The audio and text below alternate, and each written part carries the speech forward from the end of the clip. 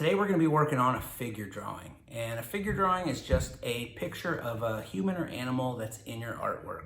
Lots of artists use figures in their artwork. It's something that's a popular theme. It's been a popular theme throughout history. To do that, we're going to learn a little bit about the skeleton, and we're going to use that skeleton to organize our picture.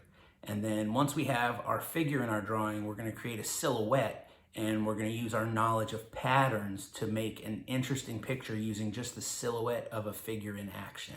So go ahead and get a paper and some pencils, and if you want to use colors, get some colors as well, and we will get started. I'm going to start off by drawing a quick little reference of a skeleton, the one that we're going to use for our drawings today. And you'll see they don't have a lot of details. It's very simple because we're not drawing a skeleton, we're drawing a person. And the skeleton is just to help us organize things and plan it out.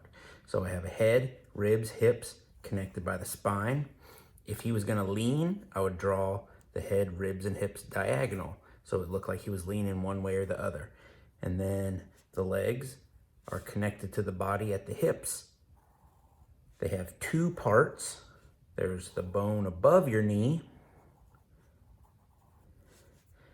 and then the rest of your leg below the knee with feet on the ends. Same thing for the arms. They're almost identical, they're just a little bit shorter. So they're connected to the body at the shoulder. There's the part above your elbow, and then the part below your elbow down to your hand. So this is the skeleton I'm going to use. I'm going to stick it right there just for reference. In this drawing, your figure can be doing any kind of activity that you want him to be doing. And we're just gonna adjust this skeleton that we created to form the pose that our character is doing. So a lot of people in my family are doing karate right now. So we're gonna do a karate pose for this picture, but your character could be doing any kind of pose you want.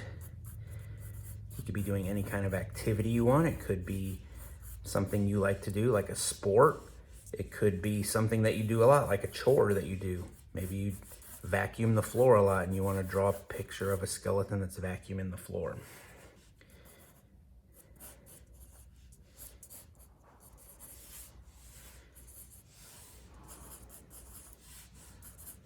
You see, I just made an adjustment right there. I realized I kind of made my body too long and my legs are too short. So I have to adjust it so that the legs can be a little bit longer. They might still be a little too short. But I think for this kick, that looks pretty good. All right, we're gonna move the ribs over a little, just a little.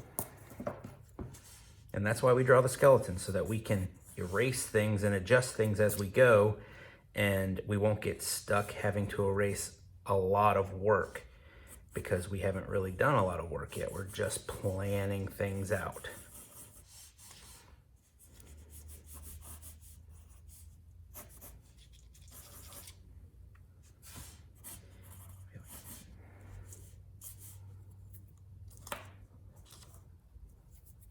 That's about right. Still feel like that leg's short. Maybe if I just bend it out a little.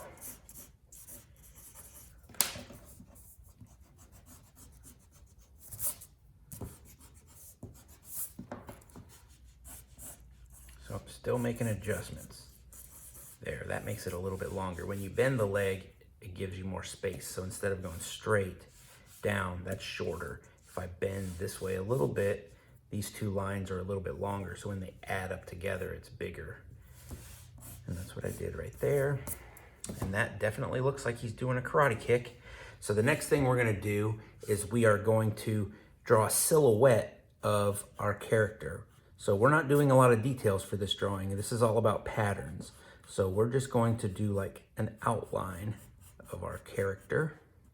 Sometimes when you're drawing your skeleton, it helps to actually do the pose that you're trying to draw, so you can look at your own arms and legs to see how it should look. And actually that's what I did before I started drawing. I did this kick just to see where I put my arms when I was doing the kick, because usually I'm focused on my legs, so the arms are not something I was paying too much attention to. And then I realized I have them up because that's what I always do. But I also had them kind of like pointing in different directions to give me some balance while I was drawing. Or while I was doing the kick, I needed the balance so I wouldn't fall over, and that's what I'm gonna draw. So there's my silhouette. He still looks like he's doing a kick, so I'm gonna go ahead and get this outlined and sketch in my patterns, and then it'll be time to color. So remember, we're doing the silhouette, and then we're gonna put a pattern in the background and a different pattern in the figure, and it'll make that figure stand out, and you'll be able to see what he's doing by looking at the outline of your figure.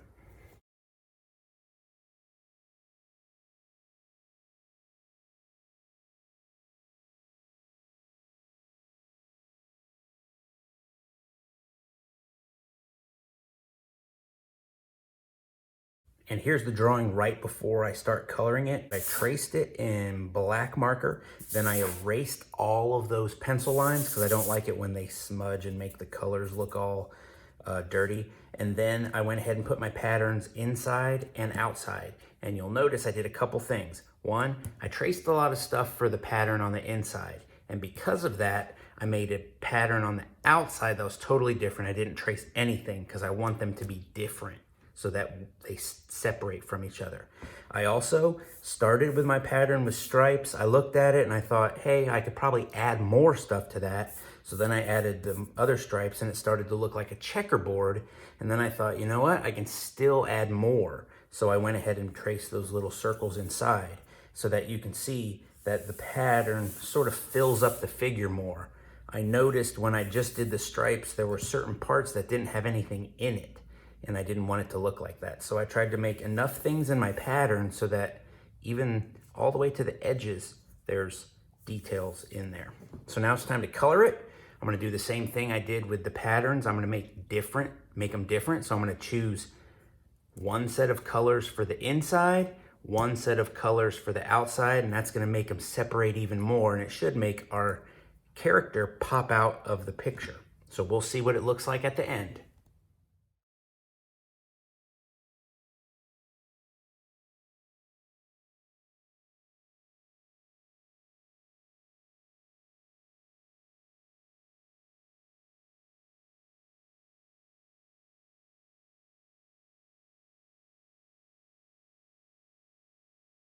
And here we have our silhouette figure action pose with a person doing a karate kick up in the air.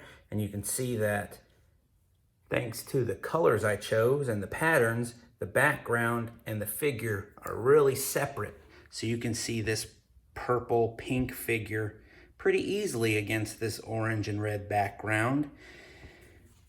Everything's colored neatly inside the lines. That always helps make it easier to understand a picture because it makes it clearer, so you don't have to try to figure out as much. And the whole paper is colored.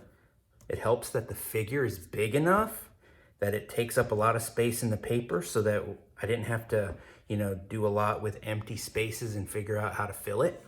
And there it is, all finished. I hope you had fun, and I will see you next week for another one.